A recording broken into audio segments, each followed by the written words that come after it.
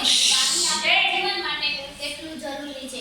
પાણી વગર આપણું જીવન શક્ય નથી. ખેતી હોય કે પીવાનું પાણી, રસોઈ બનાવવી હોય કે નહાવું ધોવું, દરેક કામમાં પાણીની જરૂર તો પડે જ છે. પણ શું આપણે પાણીનો બચાવ કરીએ છીએ?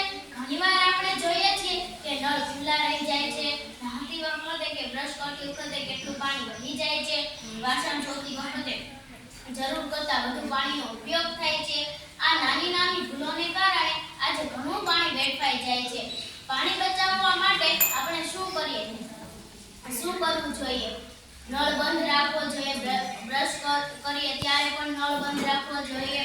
લીક થતા નળ કે પાઇપને તરત જ રિપેર કરાવીએ.